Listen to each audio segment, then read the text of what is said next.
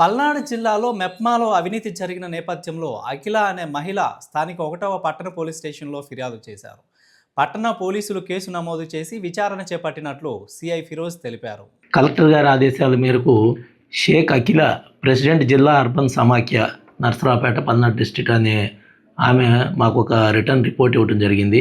ఆ రిపోర్ట్ యొక్క సారాంశం ఏమిటంటే, మెప్మాలో పనిచేస్తున్నటువంటి కమ్యూనిటీ మేనేజర్లు వాళ్ళు సుమారు ఒక 8 మంది ఆల్రెడీ మెప్మాలో డ్వాక్రా లోన్స్ తీసుకున్న మెంబర్స్తో ఫేక్ గ్రూప్స్ క్రియేట్ చేసి దాదాపు వాళ్ళ ఒక 80 గ్రూప్స్ దాకా ఫేక్ గ్రూప్స్ని క్రియేట్ చేసి బ్యాంక్స్లో నుంచి 9,59,00,000 రూపాయల దాకా ఫేక్ లోన్స్ని తీసుకున్నారని దాని మీద పీడీ మెప్మా గారి ద్వారా కూడా ఎంక్వైరీ చేయించడం జరిగిందని, వీటిలో 3 బ్యాంక్స్ మెయిన్గా మన Indian bank Narasaraopet, SBI ADB branch Narasaraopet and GDCC branch Piduguralla, ఈ 3 బ్రాంచెస్లో కలిపి around 9.59 crores of rupees fraud జరిగింది అని, ఎవరైతే ఫ్రాడ్కి రెస్పాన్సిబుల్ పర్సన్స్ ఉన్నారో ఈ 8 మంది మీద యాక్షన్ తీసుకోవాలి అని చెప్పేసి మాకు నిన్న రిపోర్ట్ ఇవ్వడం జరిగింది.